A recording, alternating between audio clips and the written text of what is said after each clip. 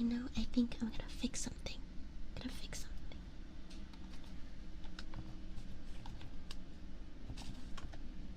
we go. Alright. I hope everybody's having a wonderful evening as I adjust my screen.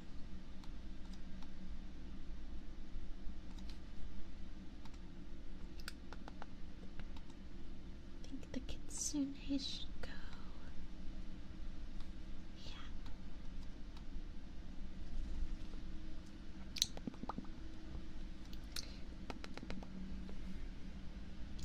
Yeah. As you can see, I have a new goal on my screen. Maybe the layout of it is kind of weird. I think I did make the layout kind of weird. Would you mind if I fixed it? I'm gonna fix it. This, oh, and the counter. Plus the counter. Let's put that all down here. And then I'll put the kitsunes on top. How about that? And then they can jump up here. They can jump on this floaty. What do you think? Is that so cute, or is it too small now?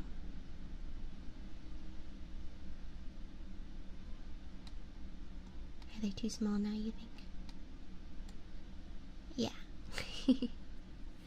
Well, I'm trying my best. Oh, let me turn on my rain sounds. Let's turn on my rain sounds. I was trying to be on time today, and that's why I'm all scuffed, but obviously I'm not on time. I hope everyone's having a wonderful evening. What did you do today? Today I went to All You Can Eat. Welcome, welcome. Happy first one here, first one here. Congratulations. Welcome.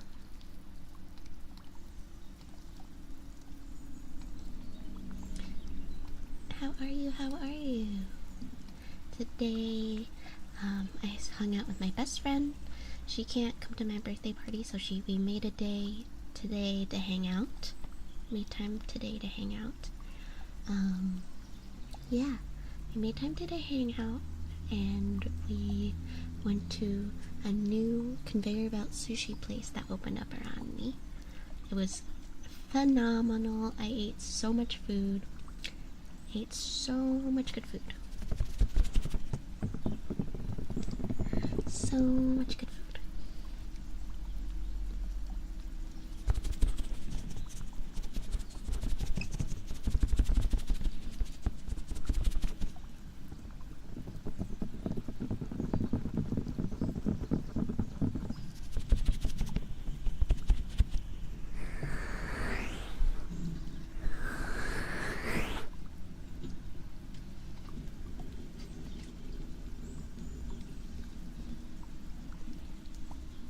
Starting to thunderstorm outside my house. Hold on. Is it thunderstorming tonight? No, I don't know. Maybe someone was making a lot of loud noise.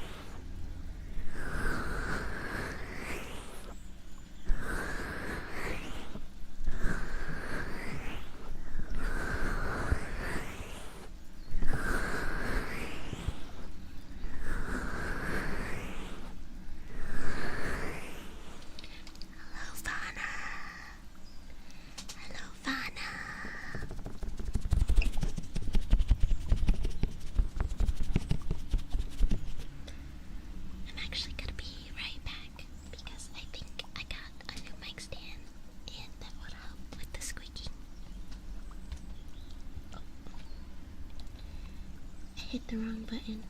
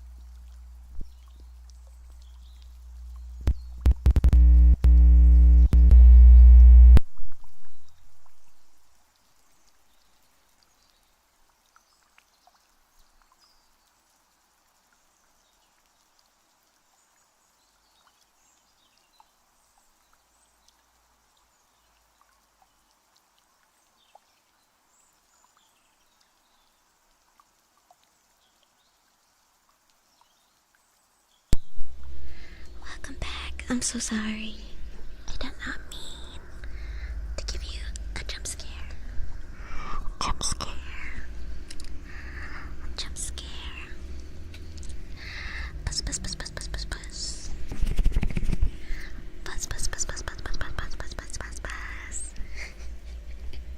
Can you forgive me? Would you ever forgive me for doing something like that to you?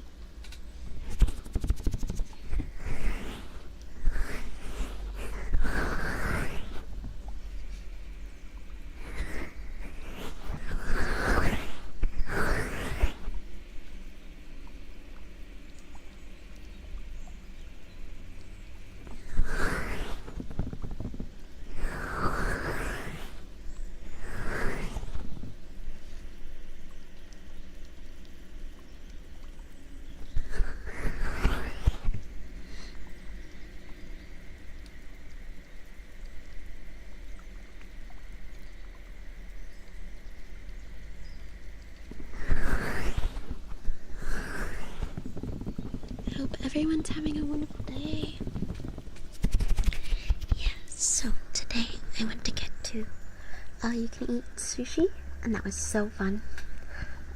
It came to us in a conveyor belt, and I ate so much food. I ate so many rolls, so many salads,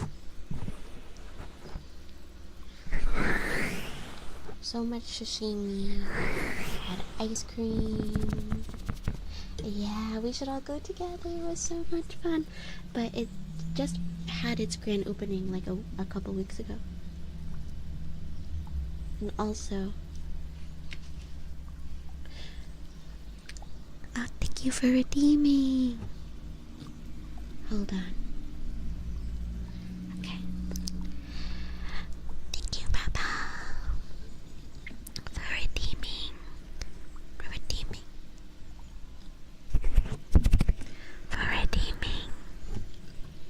your good kitten, good puppy. Redeem. What would you like to be called today? Good boy, good girl, good kitten, good puppy, good cow, good pickle.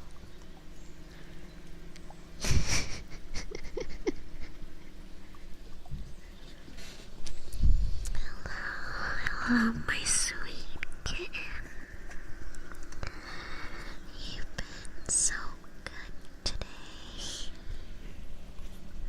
I'm so sorry you do not like pickles. You've been such a good kitten for me.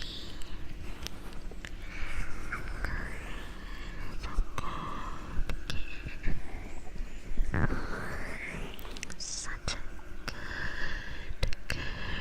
kitten. You've made me so happy. You've made me so happy. Good job. Good job. Good job. That's my kitten.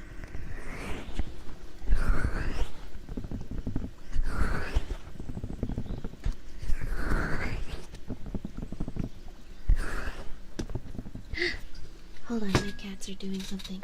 Hey, everybody calm down. You're not supposed to be in here.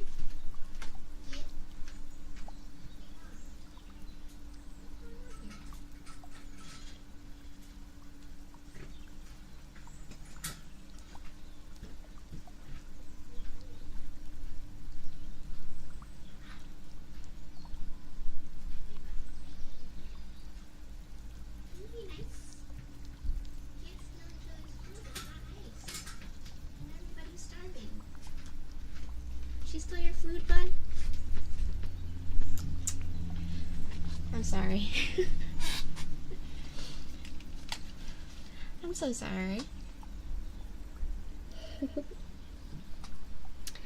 I'm glad that helped me feel better.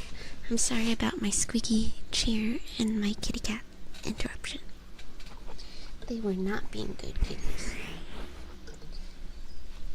No, they were not being good kitties at all.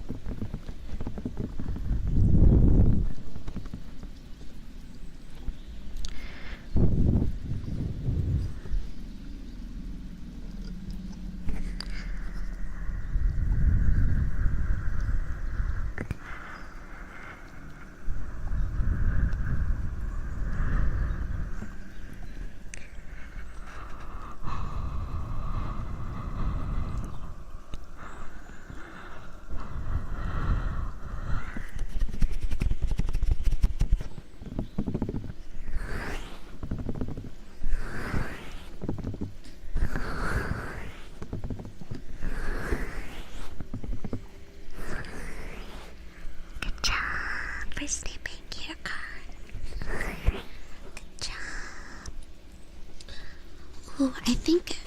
Oh my god, I made my face sweaty. I don't even remember how. Okay.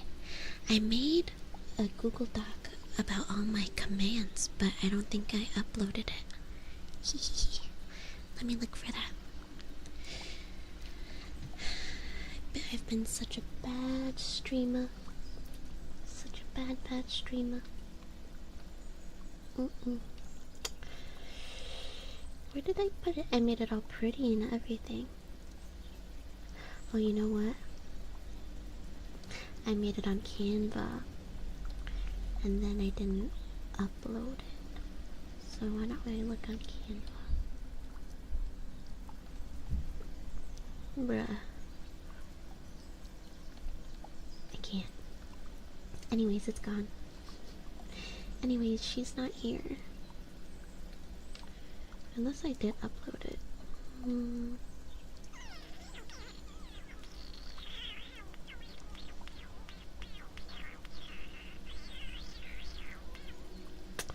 I don't think I did it. No. So sorry. So sorry. So sorry. So sorry.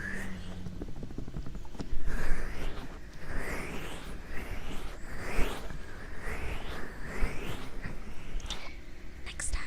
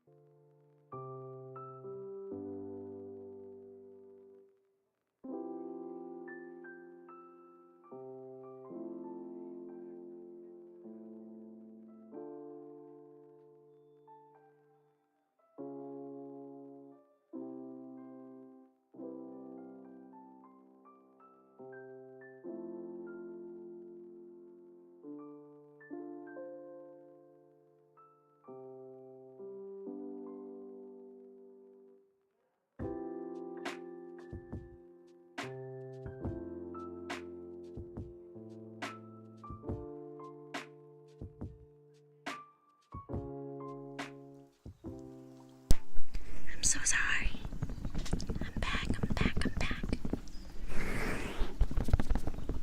So sorry.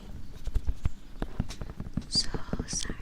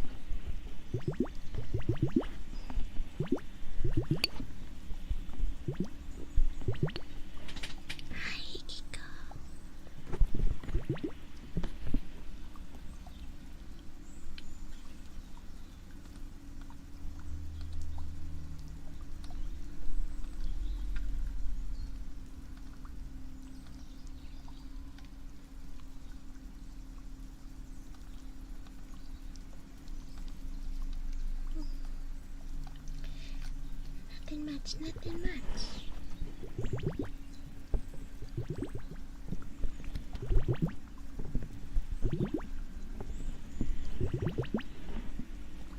I hope you're having a good day. What did you do today? I'm sorry, I had a lot of technical difficulties to start today.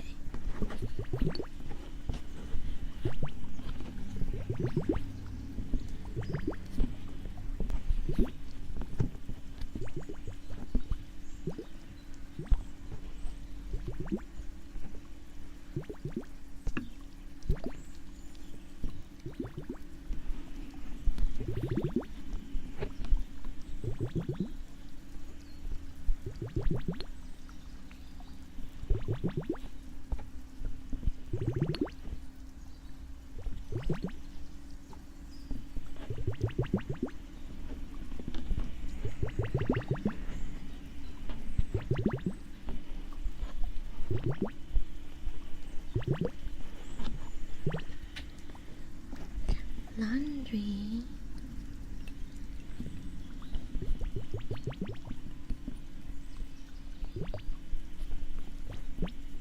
Sounds like a productive cleaning day. Laundry is important. It's important to do your laundry.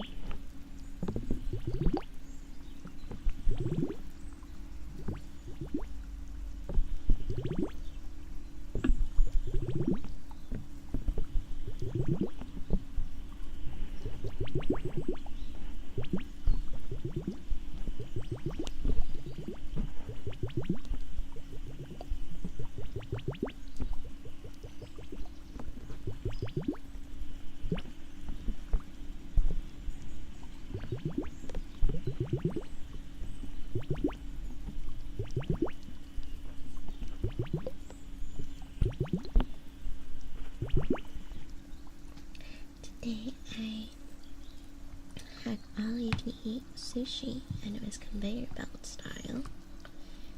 And then I went shopping.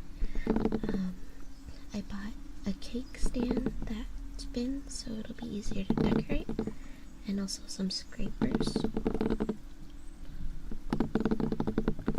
some scrapers to do to spread the frosting evenly.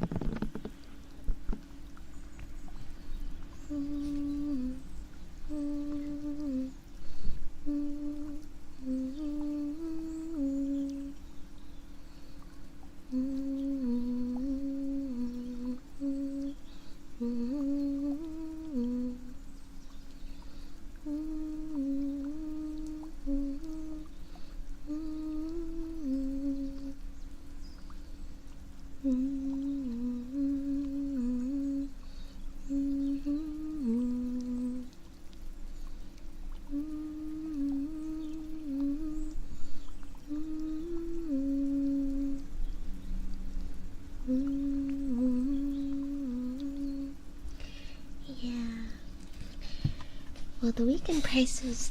Okay, so we had one in our area 10 years ago, but then it shut down. But the way they did it 10 years ago was they paid per plate. Like, you would pay per plate, and depending on the color of the plate was the price.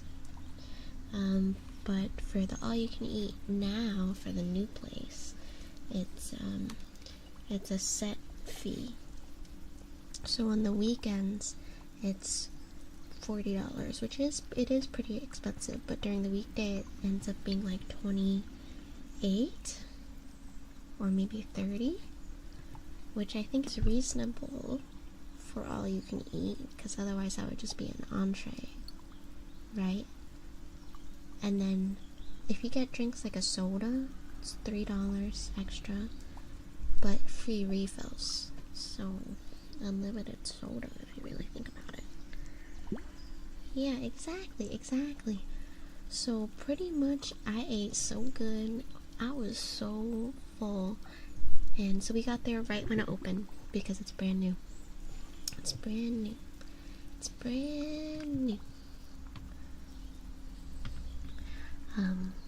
But yeah, it's brand new. It was very popular because I heard the wait times were about like an hour to get a table. But we got in there pretty fast because it just opened. But we were in line when we got there. It's crazy. But it's so cute. So there's the conveyor belt part, and then on the top of the conveyor belt, so it's like, if you think the bottom, it's like a 2-level track. So the bottom track for the conveyor belt is like for everybody, and the top is a special track, and it has a train. It's literally a train. So it's like it's for if you get like a big dish or a special dish. I'm not sure how. I was wondering, like, I was looking on the menu and I couldn't find how to do that. But the train would stop at a specific table to deliver it to them, and it even made train sounds. It was like choo choo as it passed. That was so cute. Yeah, it was really good. It's very, very tasty. Very, very tasty.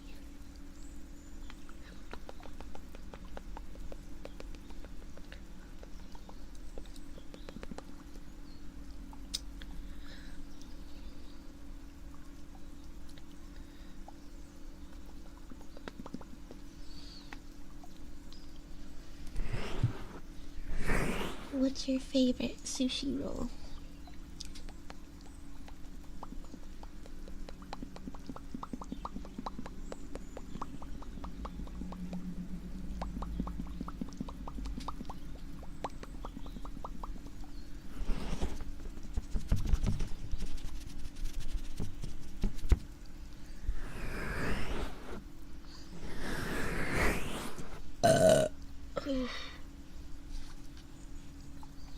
I almost threw up today.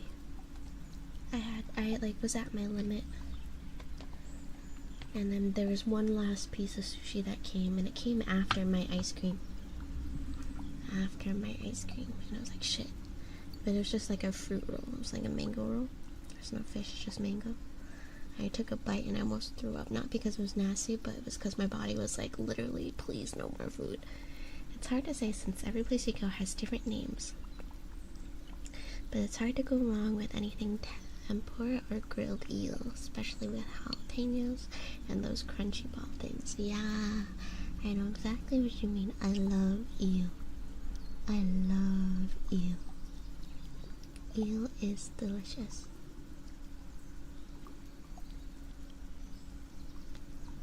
Yum, yum, yum. Hi, cattle. Cat? I forgot what you asked me to call you. Should I call you cat or just cattle? Or Catalina? I hope you're doing great. Hope you're having a good time. I have a question for everybody. Should I start an hour earlier or end an hour later?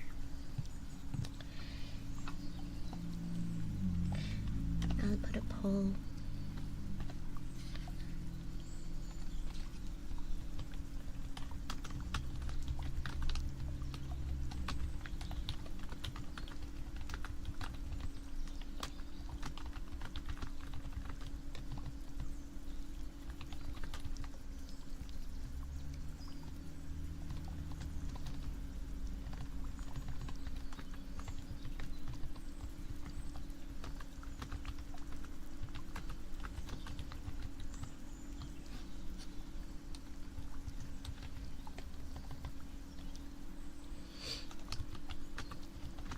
Catalin. Okay, Catalin.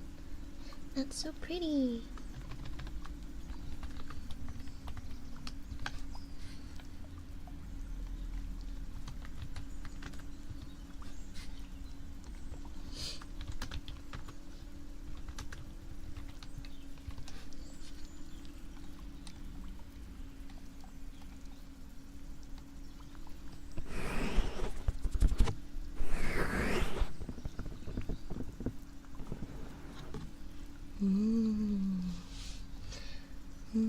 What time is it for you?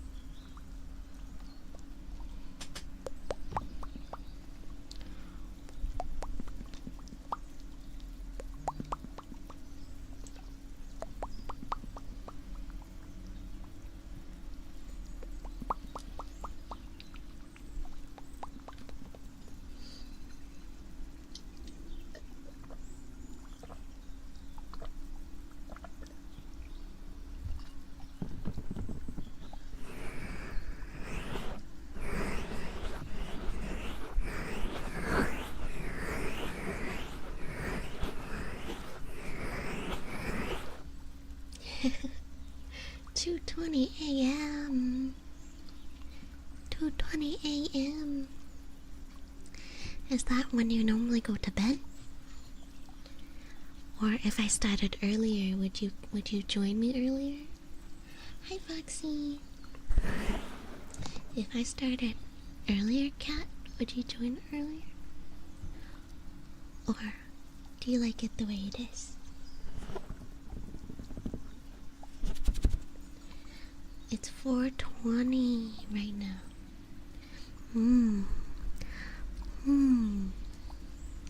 I guess I have people all over. It's hard to please everyone. I think I just need to do it 24/7. So we're on the same time, Foxy. I guess I need a 24/7 ASMR. Sounds will include crying and farting and burping and crying some more. Not in any particular order. Not in any particular order, no.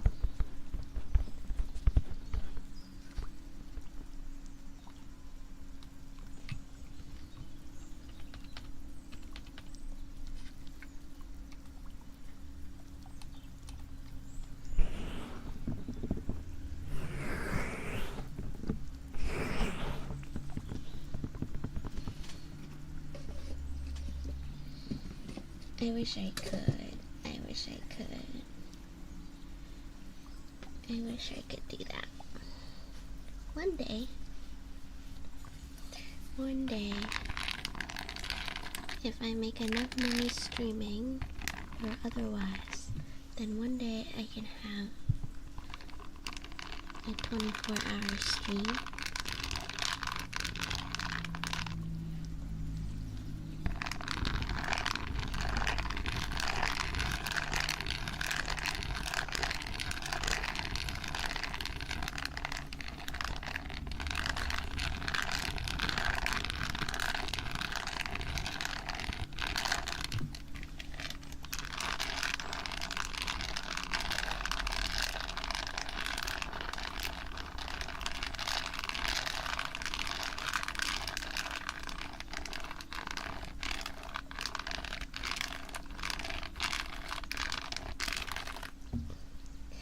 Thank you for the posture check.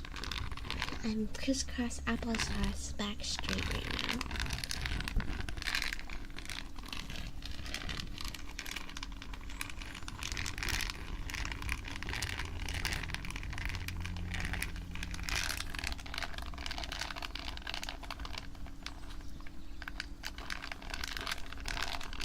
My cat's staring at me. He's too cute.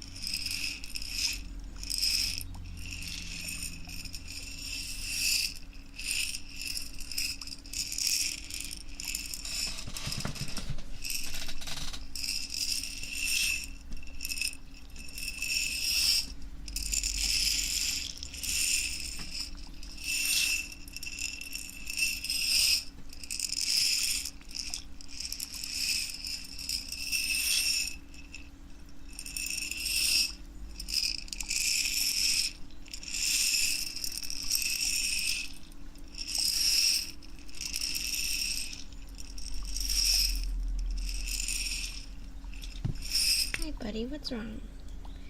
I need to kick out my kitty cat, guys. I'm sorry, my cats keep interrupting everything. Hold on.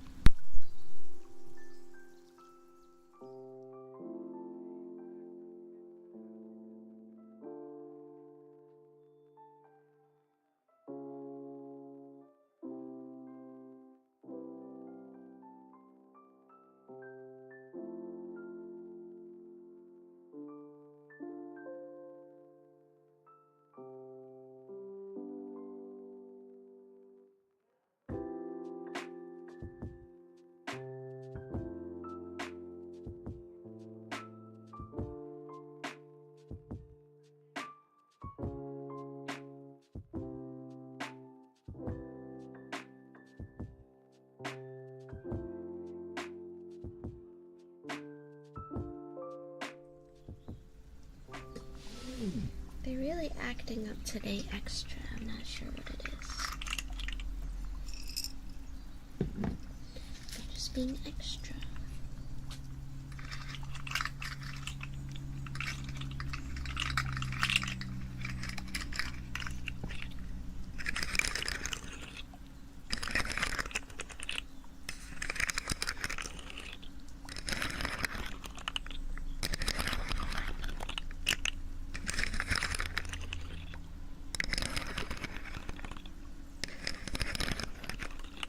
Does he look?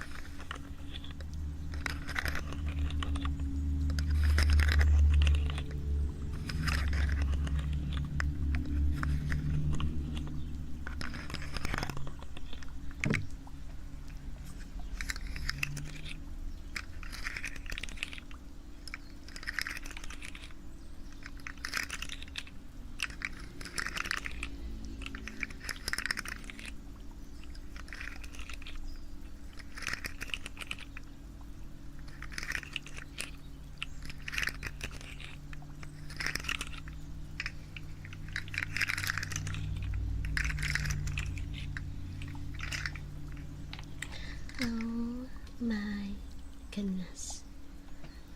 Foxy wants a sniff check. Come here. Come close. Come close. Come closer. Come closer. Closer. Are you close enough yet? Are you close to me? Are you close to me?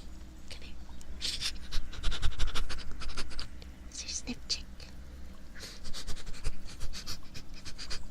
Hmm.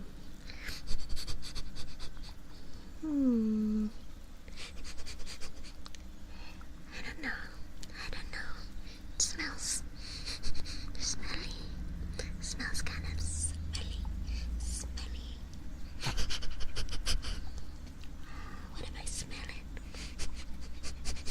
It smells like extra foxy. It smells like extra foxy. Extra stinky. Extra stinky.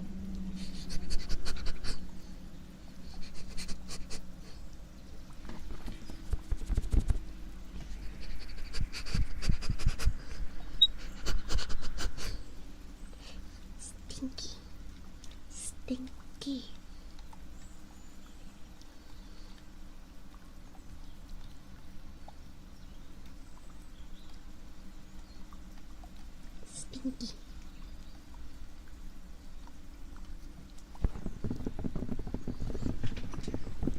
You gotta wash your fur sometimes.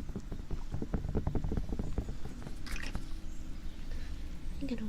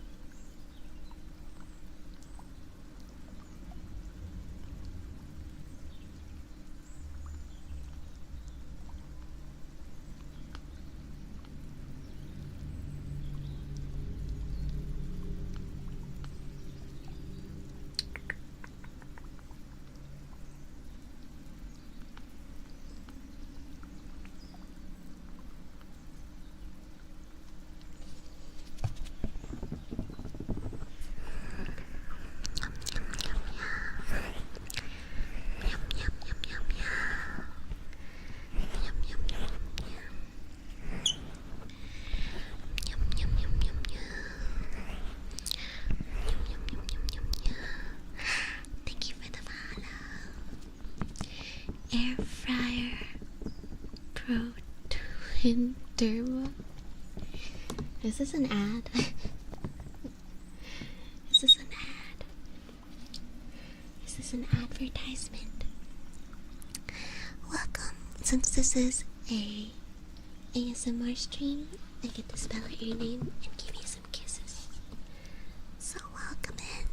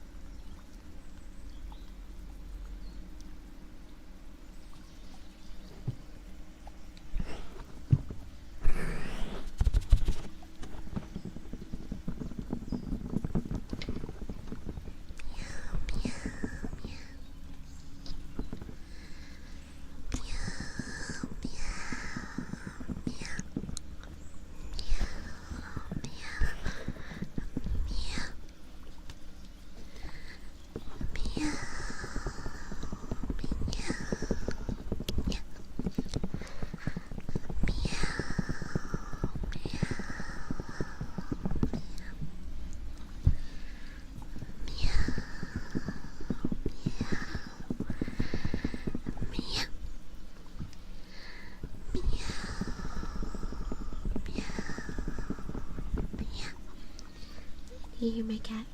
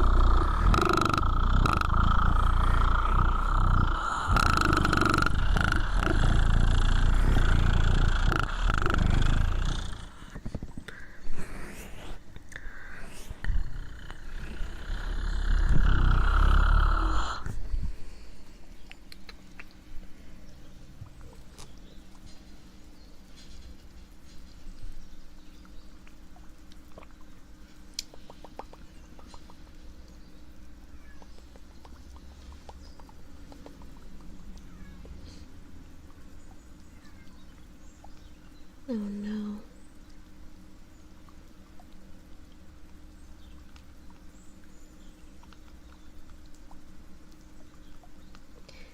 Sorry, I have to deal with my cat again. I'm sorry.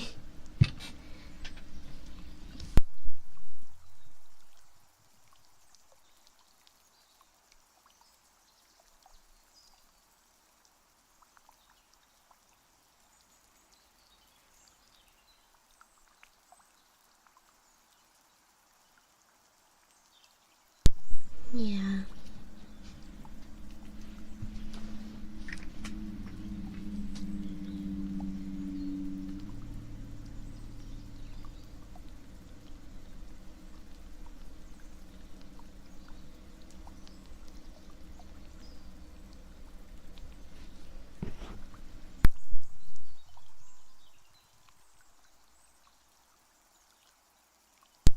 Yeah, sorry.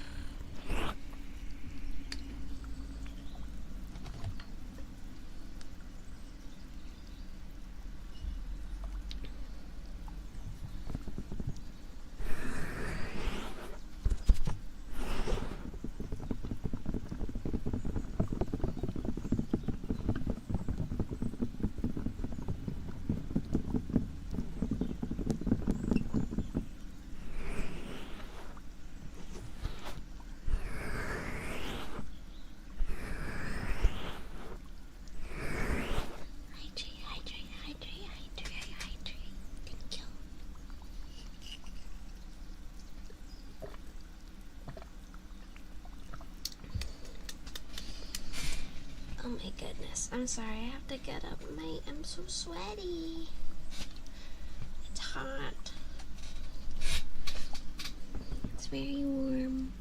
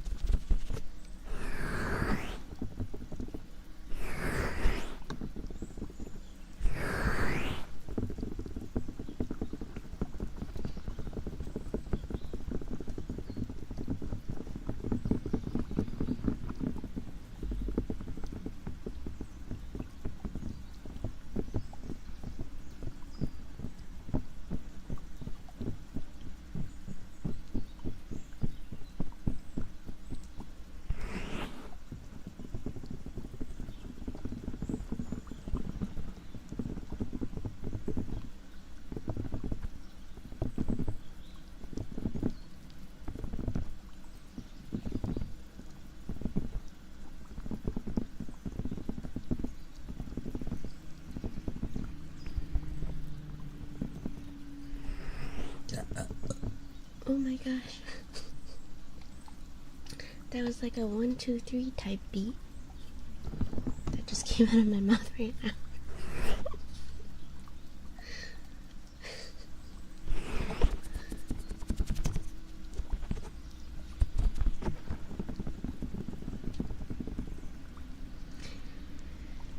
If you guys don't mind, I'm gonna start reading early. Usually I wait until the hour to start reading the book, but I'm feeling kind of anxious and I feel like reading might help.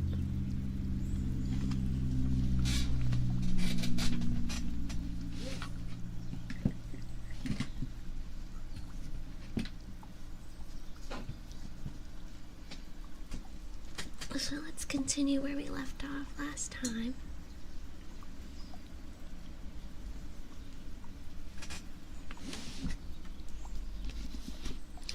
We were on chapter 4.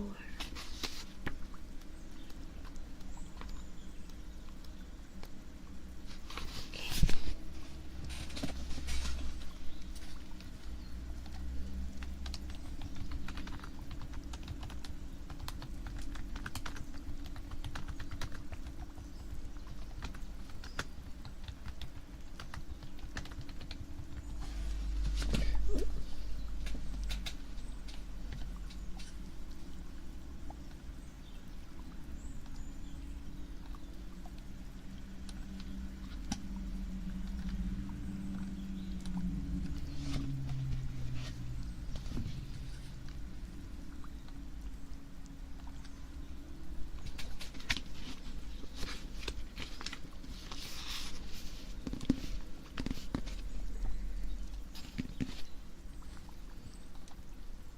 Get the books out.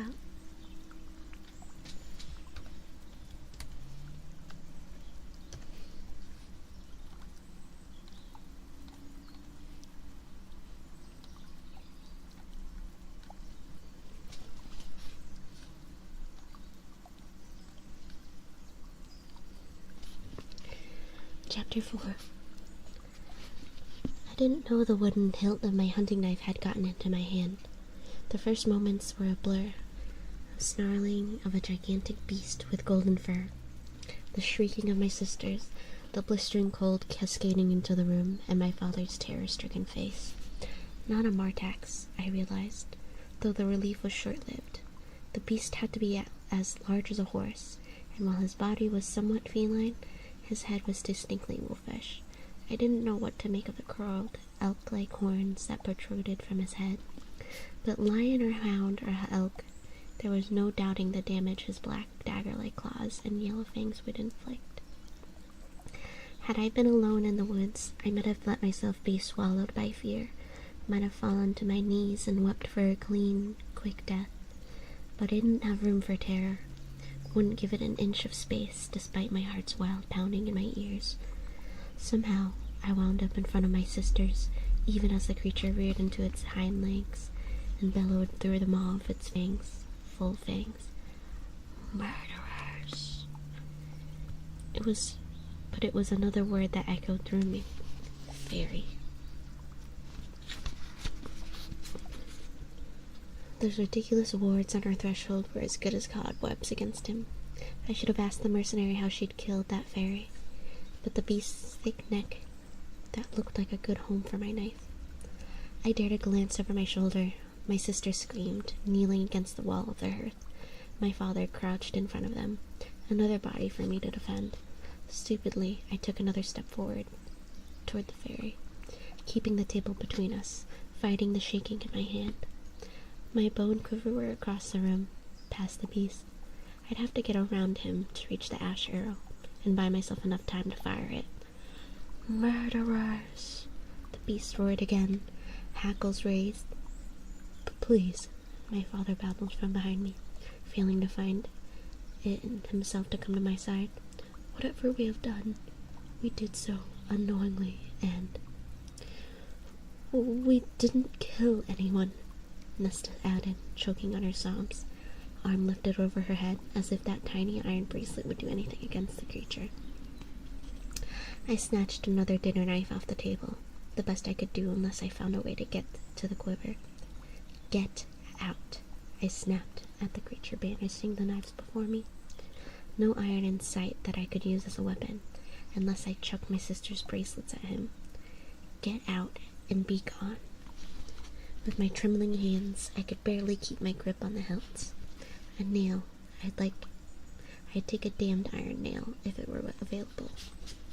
He bellowed at me in response, and the entire cottage shook, the plates and cups rattling against one another, but it left his massive neck exposed. I hurled my hunting knife. Fast, so fast I could barely see it. He slashed out with a paw, sending it skittering away as he snapped for my face with his teeth. I leaped back, almost stumbling over my cowering father. The fairy could have killed me. Could have. Yet the lunge had been a warning. Nesta and Elaine, weeping, prayed to whatever long-forgotten gods might still be sulking about. Who killed him? The creature stalked toward us. He set a paw on the table, and it groaned beneath him. His claws thudded as they embedded in the wood, one by one. I dared another step forward, as the beast stretched his snout over the table to sniff at us. His eyes were green and flecked with amber. Not animal eyes. Not with their shape and coloring. My voice was surprisingly even as I challenged. Killed who? He growled low and vicious. The wolf, he said, and my heart stumbled a beat. The roar was gone, but the wrath lingered, perhaps even traced with sorrow. Elaine's wail reached a high-pitched shriek. I kept my chin up. A wolf? A large wolf with a gray coat, he snarled in response. Would he know if I lied? Fairies couldn't lie. All mortals knew that. But could they smell the lies on human tongues? We had no chance of escaping this through fighting, but there might be other ways. If it was mistakenly killed, I said to the beast as calmly as I could, what payment could we offer in exchange? This was all a nightmare, and I'd awaken in a moment beside the fire, exhausted from my day at the market and my afternoon with Isaac. The beast let out a bark that could have been a bitter laugh.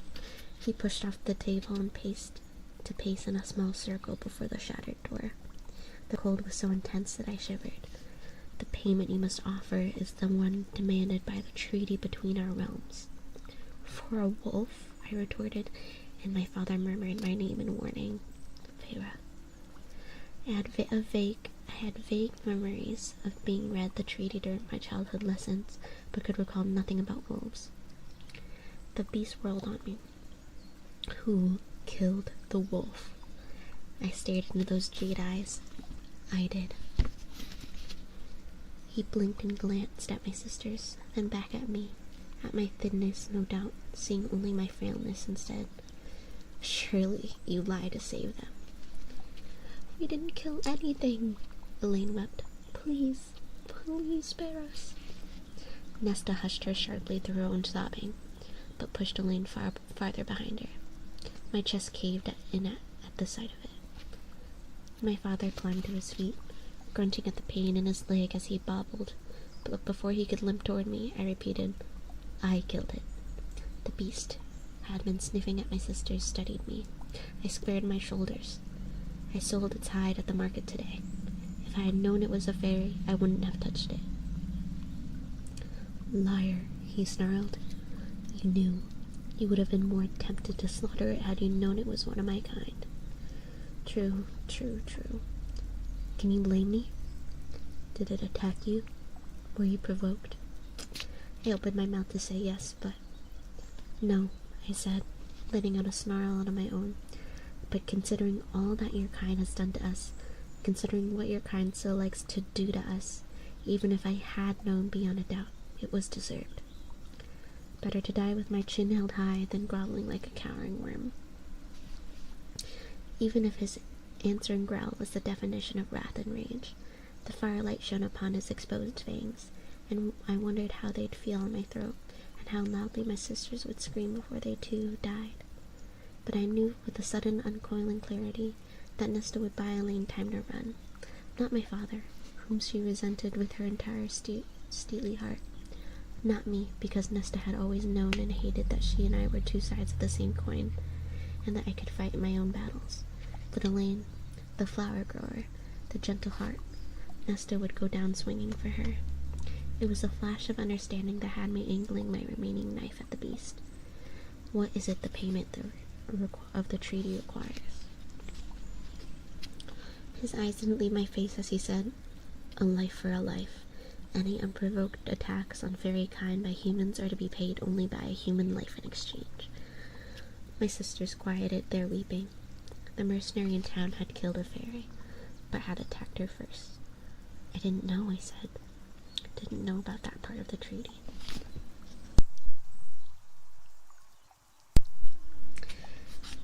Fairies couldn't lie, and he spoke plainly enough, no word twisting. Most of you mortals have chosen to forget that part of the treaty, he said, which makes punishing you far more enjoyable. My knees quaked. I couldn't escape this, couldn't outrun this, couldn't even try to run, since he blocked the way to the door.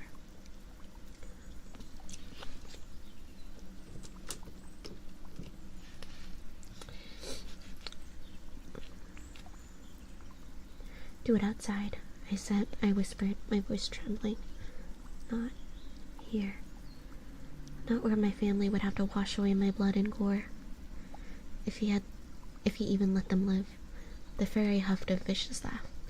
Willing to accept your fate so easily? When I just stared at him, he said, for having the nerve to request where I slaughter you, I'll let you in on a secret, human. Prithian must claim your life in some way for the life you took from it. So as a representative of the immortal realm, I can either gut you like swine, or you can cross the wall and live out the remainder of your days in Prithian. I blinked. What? He said slowly, as if I were indeed as stupid as a swine.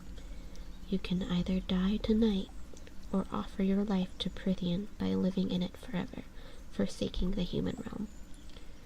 Do it, Farah, my father whispered from behind me. Go. I didn't look at him as I said, live where? Every inch of Prithian is lethal to us. I'd be better off dying tonight than living in pure terror across the wall until I met my end in doubtlessly an even more awful way. I have lands, the fairy said quietly, almost reluctantly. I will grant you permission to live there. Why bother? Perhaps a fool's question, but... You've murdered my friend, the beast snarled. Murdered him, skinned his corpse, sold it at the market, and then said he deserved it, and yet you'd have the nerve to question my generosity? How typically human, he seemed to silently add. You didn't need to mention the loophole, I said.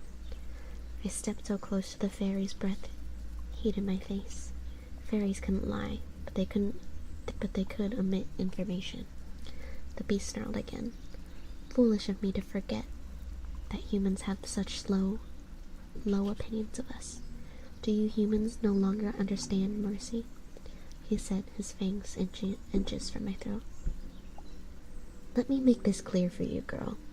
You can either come live at my home in Prithian, offer your life for the wolves in that way, or you can walk outside right now and be shredded to ribbons. Your choice. My father's hobbling steps sounded before he gripped my shoulders. Please, good sir. Farah is my youngest.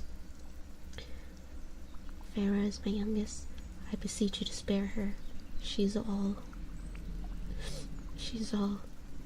But whatever he meant to say died in his throat as the beast roared again. But hearing those few words he managed to get out the effort he'd made, it was like a blade to my belly. My father cringed as he said, Please. Silence, the creature snapped, and rage boiled in me so blistering it was an effort to keep from lunging to stab my dagger in his eye. But by the time I had so much raised my arm, I know he would have his maw around my neck. I can get gold, my father said, and my rage guttered. The only way he could get money was by begging. Even then, he'd be lucky to get a few coppers. I'd seen how pitiless the well-off were in our village. The monsters in our mortal realm were just as bad as those across the wall. The beast sneered. How much is your daughter's life worth to you? Do you think it equates to a sum? Nesta still had Elaine behind her. Elaine's face looked so pale it matched the snow drifting in from the open door. But Nesta monitored every move the beast made. Her brows lowered. She didn't bother to look at my father, as if she knew his answer already. When my father didn't reply, I dared another step toward the beast, drawing his attention to me. I had to get him out, get him away from my family. From the way he'd brush away my knife, any hope of escaping lay in somehow sneaking up on him. Hi, welcome. Welcome in, Bader. I hope you're doing good. We are reading right now. Chapter 4 of A Court of Thorns and Roses. I'm good. Thank you for asking. I had a lovely day. It was beautiful weather out today. I had a lot to eat today. I'm having a good day. With his hearing, I doubted I'd get a chance anytime soon. At least until he believed I was docile. If I tried to attack him or fled before then, he would destroy my family for the sheer enjoyment of it. Then he would find me again. I had no choice but to go. And then, later, I might find an opportunity to slit the beast's throat, or at least disable him long enough to flee. As long as the fairies couldn't find me again, they couldn't hold me to the treaty. Even if it made me a cursed oathbreaker. But in going with him, I would be breaking the most important promise I'd ever made. Surely it trumped an ancient treaty that I hadn't even signed. I loosened my grip on the hilt of my remaining dagger and stared into those green eyes for a long, silent while before I said, When do we go? Those lupine features remained fierce, vicious. Any lingering hope I had of fighting died as he moved to the door. No, to the quiver I'd left behind it. He pulled out the ash arrow, sniffed it and snarled at it. With two movements, he snapped it in half and chucked it into the fire behind my sisters before turning back to me. I could smell my doom on his breath as he said, Now. Now. Even Elaine lifted her head to gape at me in mute horror. But I couldn't look at her. Couldn't look at Nesta. Not when they were still crouched there, still silent. I turned to my father. His eyes glistened, so I glanced to a few cabinets we had. Faded two yellow daffodils curving over the handles. Now. The beast paced in the doorway. I didn't want to contemplate where I was going or what he would do to me. Running would be foolish until it was the right time. The venison should hold you for 2 weeks, I said to my father as I gathered my clothes to bulk up against the cold. Start on the fresh meat, then work your way through the jerky. You know how to make it. Feyre, my father breathed. But I continued as I fastened my cloak. I left the money from the pelts on the dresser, I said, it will last you for a time if you're careful. I finally looked at my father again and allowed myself to memorize the lines of his face. My eyes stung, but I blinked the moisture away as I stuffed my hands into my worn gloves. When spring comes, hunt in the grove just south of the Big Bend in Silver Spring Creek. The rabbits make their warrens there. Ask Isaac Hale to show you how to make snares. I taught him last year. My father nodded, covering his mouth with a hand. The beast growled, his warning, and prowled into the night. I made to follow him, but paused to look at my sisters, still crouched by the fire, as if they wouldn't dare to move until I was gone. Elaine mouthed my name, but kept cowering, kept her head down, so I turned to Nesta, whose face was so similar to my mother's, so cold and unrelenting. "Whatever you do," I said quietly, "don't marry Thomas Mandray. His father beats his wife, and none of his sons do anything to stop it." Nesta's eyes widened, but I added, "Bruisers are harder to conceal than poverty." Nesta stiffened, but said nothing. Both of my sisters said absolutely nothing as I turned toward the door, but a hand wrapped around my arm, tugging me to stop. Turning me around to face him, my father opened and closed his mouth. Outside, the beast, sensing I'd been detained, sent a snarl rumbling into the cottage. "Pharaoh," my father said. His fingers trembled as he grasped my gloved hands, but his eyes became clearer and bolder than I'd seen him in years. "You were always too good for here, Pharaoh. Too good for us. Too good for everyone." He squeezed my hands. "If you ever escape, ever convince them that you've paid the debt, don't return." I hadn't expected a heart-wrenching goodbye, but I hadn't imagined this either. "Don't ever come back," my father said, releasing my hands to shake me by my shoulders. "Pharaoh." He stumbled over my name, his throat bobbing. "You go somewhere new, and you make a name for yourself." Beyond, the beast was just a shadow, a life for a life. But what if the life offered as a payment also meant losing 3 others? The thought alone was enough to steel me, anchor me. I'd never told my father of the promise I'd made my mother, and there was no use explaining it now, so I shrugged off his grip and left. I let the sounds of the snow crunching underfoot drive out my father's words as I followed the beast into the night-shrouded woods. And that was chapter 4. Let me take a drink, and then we can continue to chapter 5.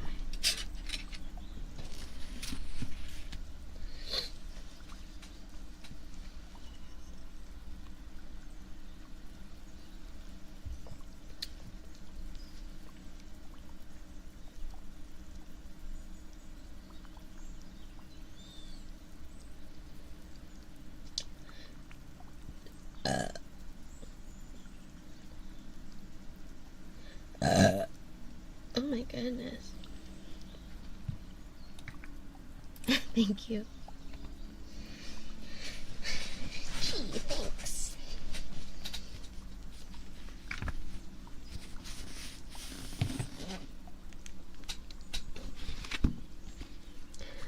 Chapter 5. Every step toward the line of trees was too swift, too light, too soon carrying me to whatever torment and misery awaited. I didn't dare look back at the cottage. We entered the line of trees. Darkness beckoned beyond, but a white mare was patiently waiting, unbound, beside a tree, her coat like fresh snow in the moonlight. She only lowered her head, as if in respect of all things, as the beast lumbered up to her. He motioned with a giant paw for me to mount. Still, the horse remained calm, even as he passed close enough to gut her in one swipe. It had been years since I'd ridden, and I'd only ridden a pony at that, but I savored the warmth of the horse against my half-frozen body as I climbed into the Jesus Christ, I can't read, into the saddle, and she set into a walk. Without light to guide me, I let her trail the beast. They were nearly the same size. I wasn't surprised when we headed northward, toward fairy territory. though my stomach clenched so tightly it ached. Live with him. I could live out the rest of my life, my mortal life, on his lands. Perhaps this was merciful. But then he hadn't specified in that what matter exactly I would live. The treaty forbade fairies from making us slaves. But perhaps that excluded humans who had murdered fairies. We'd likely go to whatever rift in the wall he'd used to get here, to steal me. And once we went through the invisible wall, once we were in Prithian, there was no way for my family to ever find me. I'd be little more than a lamb in a kingdom of wolves. Wolves. Wolf. Murdered a fairy. That's what I had done. My throat went dry. I'd killed a fairy. I couldn't bring myself to feel badly about it. Not with my family left behind me to surely starve. Not when it meant one less wicked, awful creature in the world. The beast had burned my ash arrow, so that I'd have to rely on luck to get even a splinter of wood again, if I was to stand a chance of killing him, or slowing him down. Knowledge of that weakness, of their susceptibility to ash, was the only reason we'd ever survived against the High Fae during the ancient uprising, a secret betrayed by one of their own. My blood chilled further as I uselessly scanned for any signs of the narrow trunk and explosion of branches that had learned marked ash trees. I'd never seen the forest so still. Whatever was out there had to be tame compared to the beast beside me, despite the horse's ease around it. Hopefully, he would keep other fairies away after we entered his realm. Prithian. The word was a death knell that echoed through me again and again. Lands. He said he had lands, but what kind of dwelling? My horse was beautiful, and its saddle was crafted of rich leather, which meant he had some sort of contact with civilized life. I'd never heard the specifics of what the lives of fairies or high fae were like. Never heard much about anything other than their deadly abilities and appetites. I clenched the reins to keep my hands from shaking. There were few first-hand accounts of Prithian itself. The mortals who went over the wall, either willingly as tributes from the children of the blessed or stolen, never came back. I learned most of the legends from villagers, though my father had occasionally offered up a milder tale or two on nights he made an attempt to remember we existed. As far as we knew, the High Fae still governed the northern parts of our world, from our enormous island over the narrow sea separating us from the massive continent, across depthless fjords and frozen wastelands and sand-blasted deserts, all the way to the great ocean on the other side. Some fairy territories were empires, some were overseen by kings and queens, and there were places like Prithian, divided and ruled by 7 High Lords. Beings of such unyielding power that legend claimed they could level buildings, break apart armies, and butcher you before you could blink. I'm sorry that you can hear the people in my parking lot. Like, they literally... My new neighbors like to scream and fight in the parking lot. Or play. They let their kids play in the parking lot too, which is dangerous because they're gonna get hit by cars. But they don't care. They don't care about anybody.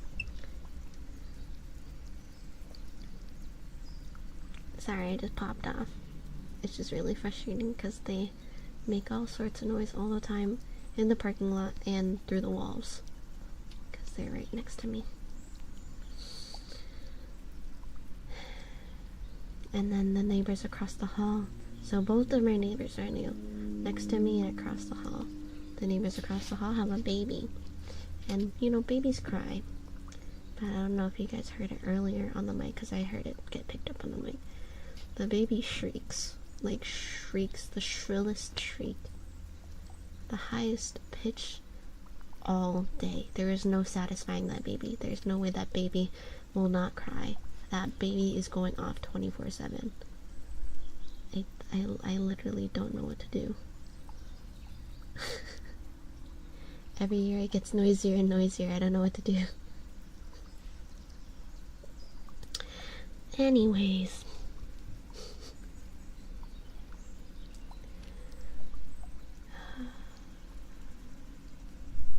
some fairy territories were empires, some were overseen by kings and queens, and there were places like Prithian, divided and ruled by 7 High Lords, beings of such unyielding power that legend claimed they could level buildings, break apart armies, and butcher you before you could blink. I didn't doubt it. No one had ever told me why humans chose to linger in our territory, when so little space had been granted to us, and we remained in such close proximity to Prithian. Fools. Whatever humans had stayed here after the war must have been suicidal fools to live so close. Even with the centuries-old treaty between the mortal and fairy realms, there were rifts in the worded walls separating our land. Holes big enough for those lethal creatures to slip into our territory to amuse themselves with tormenting us. That was a side of Prithian that the children of the blessed never deigned to acknowledge. Perhaps a side of Prithian I'd soon witness. My stomach turned. Live with him, I reminded myself again and again and again. Live, not die. Though I supposed I could also live in a dungeon. He would likely lock me up and forget that I was there. Forget that humans needed things like food and water and warmth.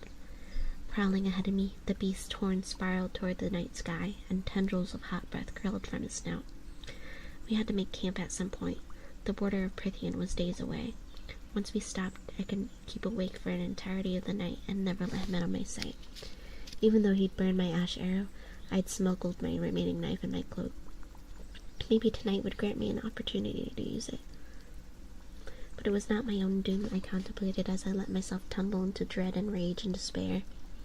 As we rode on, the only sounds snow crunching beneath paws and hooves. I alternated between a wretched smugness at the thought of my family starving, and thus realizing how important I was, and a blinding agony at the thought of my father's begging in the street. His ruined leg giving out on him as he stumbled from person to person. Every time I looked at the beast, I could see my father limping through town, pleading for coppers to keep my sisters alive. Worse, what Nesta might resort to in order to keep Elaine alive. She wouldn't mind my father's death, but she would lie and steal and sell anything for Elaine's sake, for her own as well. I took in the way the beast moved, trying to find any weakness.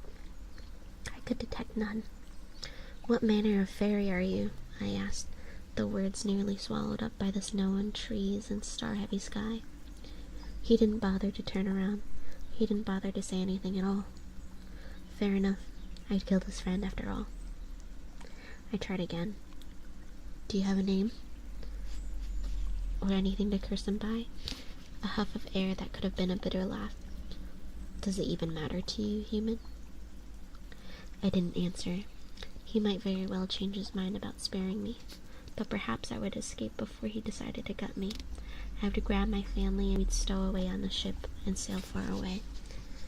Perhaps I would try to kill him, regardless of the futility, regardless of whether it constituted another unprovoked attack, just for being the one who came to claim my life, when these fairies valued ours so little. The mercenary had survived. Maybe I could too. Maybe. I opened my mouth to again ask him for his name, but a growl of annoyance rippled out of him. I didn't have a chance to struggle, to fight back, when a charged, metallic tang stung my nose. Exhaustion slammed down upon me, and blackness swallowed me whole. I awoke with a jolt atop the horse, secured by invisible bonds. The sun was already high. Magic, that's what the tang had been. What was keeping my limbs tucked in the night and tight, preventing me from going for my knife. I recognized the power deep in my bones, from some collective mortal memory and terror. How long had it kept me unconscious? How long had he kept me unconscious, rather than have to speak to me? Gritting my teeth, I might have demanded answers from him, might have shouted to where he still lumbered ahead. Heedless of me. But then, chirping birds flitted past me, and a mild breeze kissed my face. I spied a hedge-bordered metal great gate up ahead. my prison, or my salvation. I couldn't decide which. 2 days. It took 2 days from my cottage to reach the wall and enter the southernmost border of Prithian. Had I been held in enchanted sleep for that long? Bastard. The gate swung open without porter or sentry, and the beast continued through. Whether I wanted to or not, my horse followed after him. And that was chapter 5. I'm gonna read one more chapter, and we're gonna end it for this evening. I'm sorry for such a scuffed and short stream today. Long day, I think. Getting very tired, and it's very warm in the room. So it's really difficult to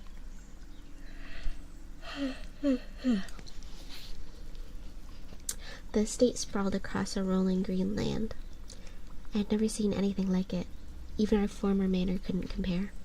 It was veiled in roses and ivy, with patios and balconies, and staircases sprouting from its alabaster sides.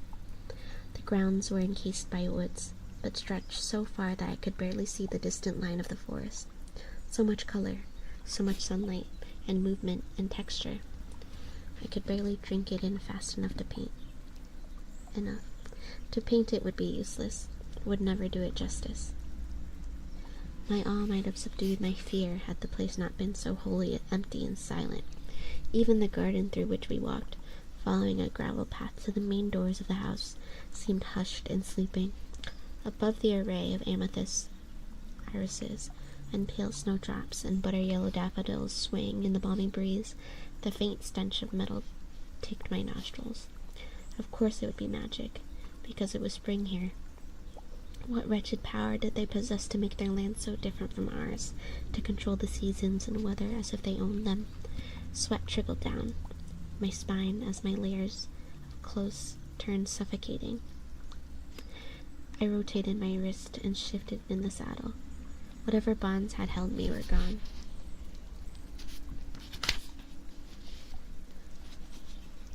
The ferry meandered on ahead, leaped nimbly up the grand marble staircase that led to the giant oak doors in one mighty, fluid movement. The doors swung open for him on silent hinges, and he prowled inside.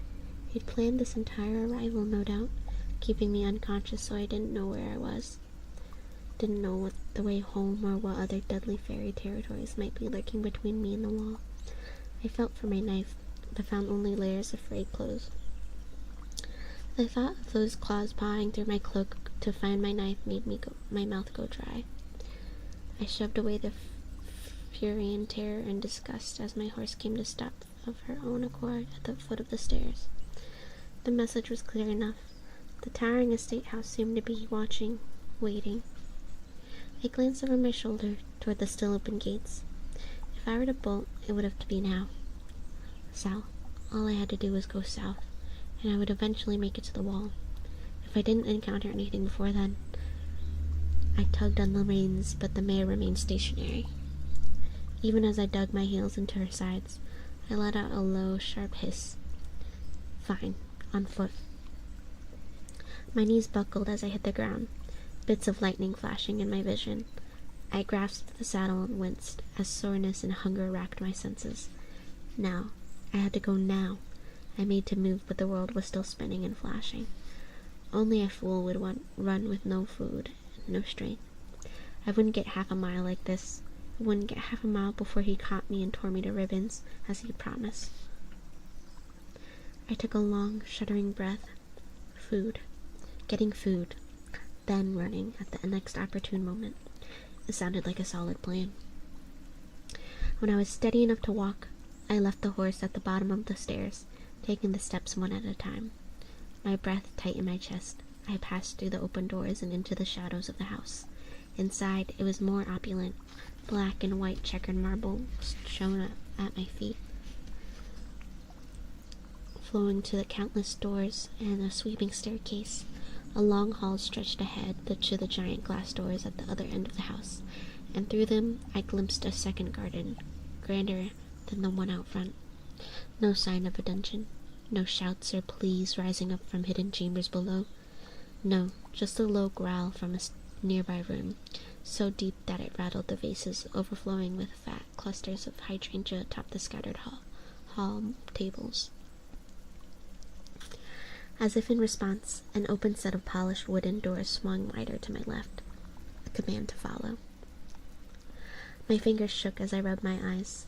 I had known the High Fae had once built themselves palaces and temples around the world, buildings that my mortal ancestors had destroyed after the war out of spite, but I never considered how they might live today, the elegance and wealth they might possess. Never contemplated that the fairies, these feral monsters, might own estates grander than any mortal dwelling. I tensed as I entered the room. A long table, longer than any we ever possessed at our manor, filled most of the space. It was laden with food and wine, so much food, some of it wafting tendrils of steam as my mouth watered. At least it was familiar, not some strange fairy delicacy. Chicken, bread, peas, fish, asparagus, lamb. It could have been a feast at any mortal manor. Another surprise. The beast padded to the oversized chair at the head of the table. I lingered by the threshold, gazing at the food, at all that hot, glorious food that I couldn't eat. That was the first rule we were taught as children, usually in songs or chants. If misfortune forced you to keep company with a fairy, you never drank their wine, never ate their food, ever. Unless you wanted to wind up enslaved to them, in mind and soul, unless you wanted to wind up dragged back to Prithian. Well, the second part had already happened, but I might stand a chance of avoiding the first.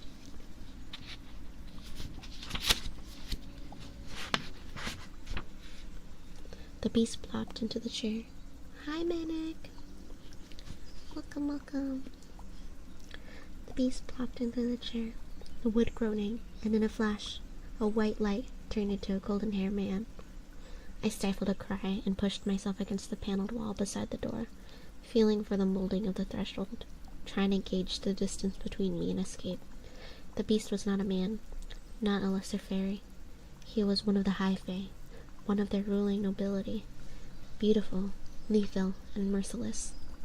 He was young, or at least what I could see of his face seemed young. His nose, cheeks, and brows were covered by an exquisite golden mask, embedded with emeralds shaped like whorls of leaves. Some absurd High Fae fashion, no doubt. It left only his eyes looking the same as they had in his beast form, strong jaw and mouth for me to see, and the latter tightened into a thin line. "You should eat something," he said. Unlike the elegance of his mask, the dark green tunic he wore was rather plain, accented only with a leather baldric across his broad chest. It was more for fighting than style, even though he bore no weapons I could detect. Not just one of the High Fae, but a warrior too. I didn't want to consider what might require him to wear a warrior's attire, and tried not to look too hard at the leather of the baldric gleaming in the sunlight streaming in through the bank of the windows behind him. I hadn't seen a cloudless sky like that in months. He filled a glass of wine from an exquisitely cut crystal decanter and drank deeply, as if he needed it. I inched toward the door, my heart beating so fast I thought I'd vomit. The cool metal of the door's hinges bit into my fingers. If I moved fast, I would be out of the house and sprinting for the gate within seconds. He was undoubtedly faster, but chucking some of those pretty pieces of hallway furniture in his path might slow him down, though his fey ears, with their delicate pointed arches, would pick up any whisper of movement from me. "Who are you?" I managed to say. His light golden hair was so similar to the clever's beast form's pelt. Those giant claws undoubtedly still lurked just below the surface of his skin. "Sit," he said, gruffly waving a broad hand to encompass the table. "Eat." I ran through the chants in my head again and again. Not worth it. Easing my ravenous hunger was definitely not worth the risk of being enslaved to him in mind and soul. He let out a growl. "Unless you'd rather faint?" "It's not safe for humans," I managed to say. "Offense be damned." He huffled a laugh. More feral than anything. The food is fine for you to eat, human. Those strange eyes pinned me to the spot, as if he could detect every muscle in my body that was priming the bolt. Leave if you want, he added, with a flash of teeth. I'm not your jailer. The gates are open. You can live anywhere in Prithian, and no doubt be eaten or tormented by a wretched fairy. But while every inch of this place was civilized and clean and beautiful, I had to get out, had to get back. That promise to my mother, golden vain as she was all I had. I made no move toward the food. Fine, he said, the word laced with a growl, and began serving himself. I didn't have to face the consequences of refusing him another time, as someone strode past me, heading right for the head of the table. Well, the stranger said, another high fae, red-haired and finely dressed in a tunic of muted silver. He, too, wore a mask. He sketched a bow to the seated male, and then crossed his arms. Somehow, he hadn't spotted me where I was pressed against the wall. Well, what? My captor cocked his head, the movements more animal than human. Is Andres dead, then? A nod from my captor, savior, whatever he was. I'm sorry, he said quietly.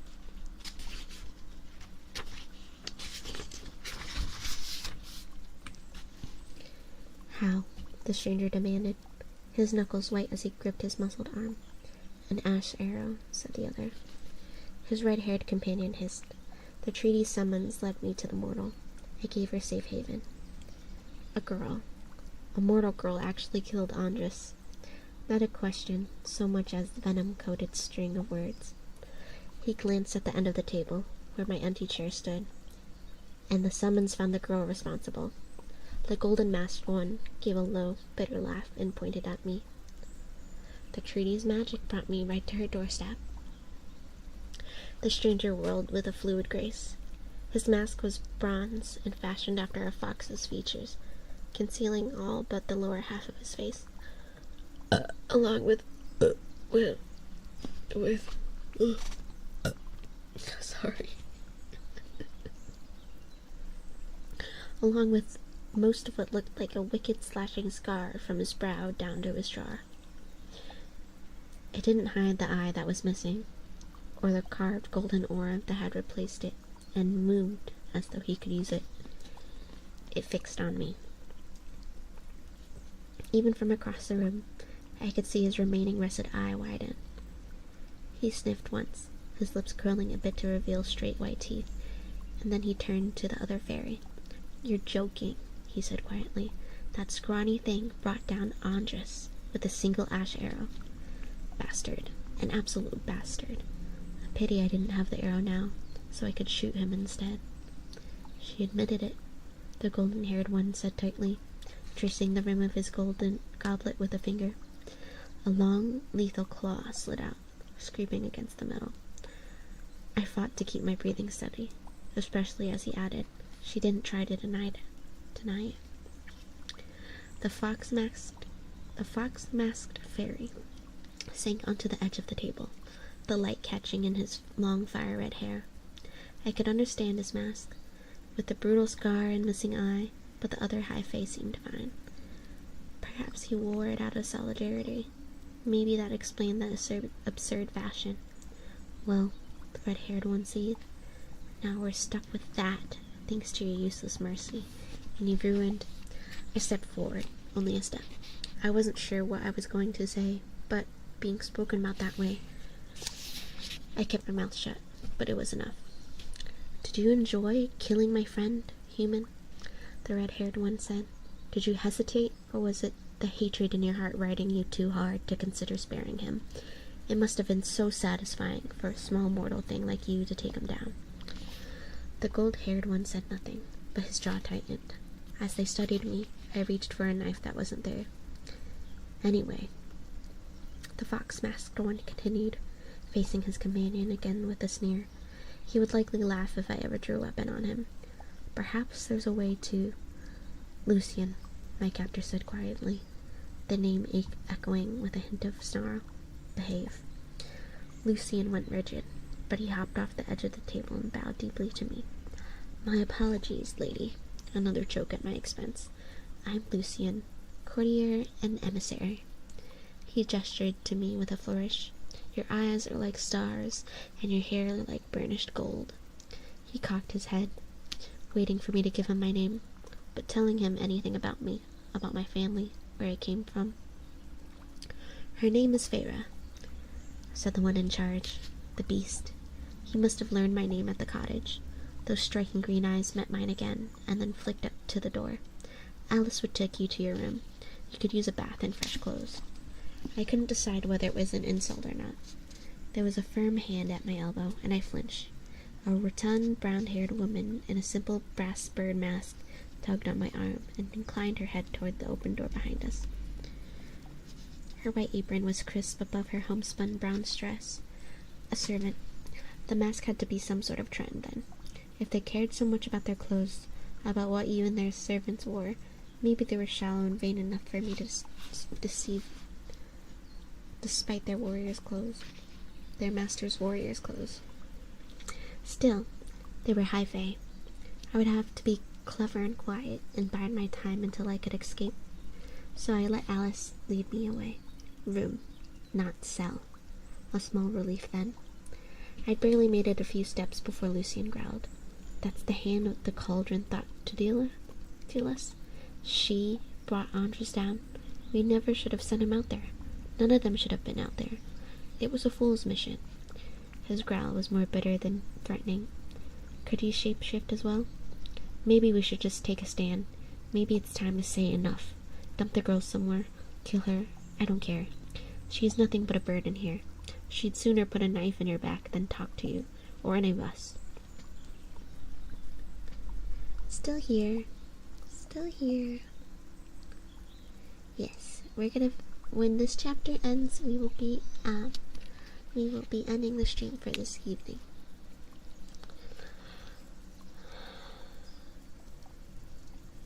Oh my gosh! 10 streak streak! 10 stream streak! Yay! I kept my breathing calm, my spine locking, and... No, the other bit out. Not until we know for certain that there is no other way we will make a move. Will we make a move? And as for the girl, she stays, unharmed. End of discussion. Her life in that hovel was hell enough. My cheeks heated. Even while I loosed a tight breath, and I avoided looking at Alice as I felt her eyes slide to me, a hovel, I suppose that's what our cottage was when compared to this place. "Then you've got your work cut out for you, old son," Lucian said. "I'm sure her life will be a fine replacement for Andres. Maybe she can even train with the others on the border." A snarl of irritation resonated through the air. The shining, spotless hall swallowed me up before I could hear more. Alice led me through the halls of gold and silver until we came to a lavish bedroom on the second level. I'll admit, I didn't fight that hard when Alice and 2 other servants, also masked, bathed me, cut my hair, and then plucked me until I felt like a chicken being prepared for dinner. For all I knew, I might very well be their next meal. It was only the high fae's promise to live out my days in Prithian instead of dying that kept me from being sick at the thought. All these fairies also looked human, save for their ears. I'd never learned what the high fae called their servants, but I didn't dare ask, or to speak to them at all. Not when just having their hands on me, having them so close, was enough to make me focus solely on not trembling. Still, I took one look at the velvet turquoise dress Alice had placed on the bed, and wrapped my white dressing gown tightly around me, sinking into a chair and pleading for my old clothes to be returned. Alice refused, and then I begged again. Trying my best to sound pathetic and sad, pitiful, she stormed out. I hadn't worn a dress in years. I wasn't about to start. Not when my escape was my main priority. I wouldn't be able to move freely in a gown. Bundled in my robe, I sat for minute after minute. The chattering of small birds in the garden beyond the windows, the only sounds. No screaming, no clashing weapons, no hint of slaughter or torture. The bedroom was larger than our entire cottage. Its walls were pale green, delicately edged with patterns of gold, and the moldings were golden as well. I might have thought it tacky had the ivory furniture and rugs not complemented it so well. The gigantic bed was of a similar color scheme, and the curtains that hung from the towering headboard drifted in the faint breeze from the open windows. My dressing gown was the finest silk, edged with lace, simple and exquisite enough that I ran a finger along the labels. The few stories I'd heard had been wrong, or 500 years of separation had muddled them. Yes, I was still prey, still born weak and useless compared to them, but this place was peaceful, calm, unless that was an illusion too, and the loophole in the treaty was a lie, a trick to set me at ease before they destroyed me. The high fae liked to play with their food.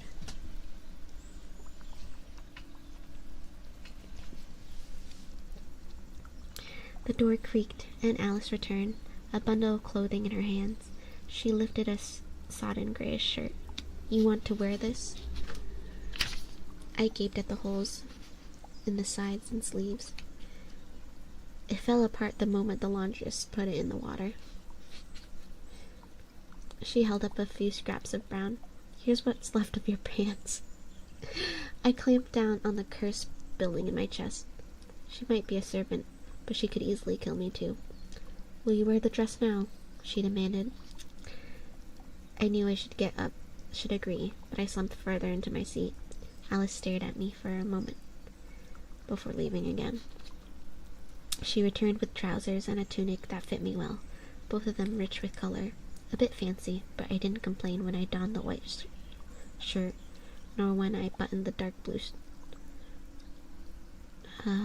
tunic and ran my hands over the scratchy golden thread embroidered on the labels. It had to cost a fortune in itself, and it tugged at that useless part of my mind that admired lovely and strange colorful things. I was too young to remember much before my father's downfall. He tolerated me enough to allow me to loiter around his offices, and sometimes he even explained various goods and their worth, the details of which I'd long since forgotten. My time in his offices, full of the scents of exotic spices and the music of foreign tongues, made up the majority of my few happy memories. I didn't know the worth of everything in this room to understand that the emerald curtains alone, silk with gold velvet, could have fed us for a lifetime. A chill scuttled down my spine. It had been days since I'd left. The venison would be running low already.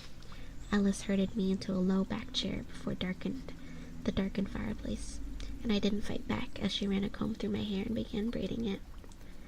"You're hardly more than skin and bones," she said, her fingers luxurious against my scalp. "Winter does that to poor mortals," I said, fighting to keep the sharpness from my tone. She huffed a laugh. "If you're wise, you'll keep your mouth shut and your ears open. It'll do you more good here than a loose tongue. And keep your wits about you. Even your senses will try to betray you here." I tried not to cringe at the wording. Alice went on. "Some folk are bound to be upset about Andres. Yet, if you ask me, Andres was a good sentinel. Sentinel? But he knew that he would face what he would face when he crossed the wall. Knew he'd likely find trouble. And the others understand the terms of the treaty too, even if they might resent your presence here, thanks to the mercy of our master. So keep your head down, and none of them will bother you. Though Lucian, he could do with some snapping at him, if you've courage for it."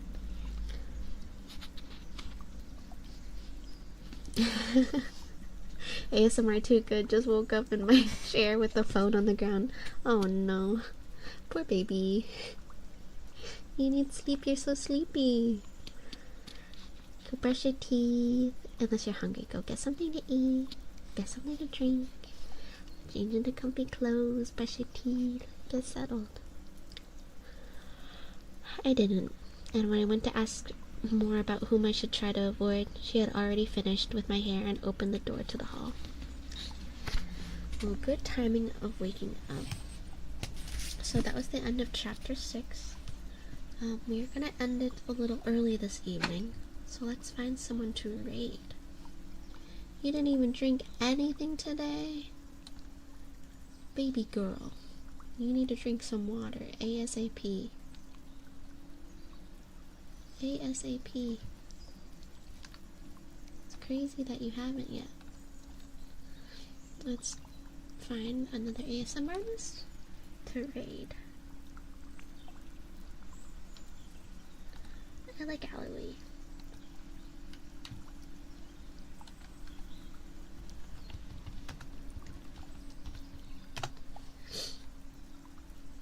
Okay.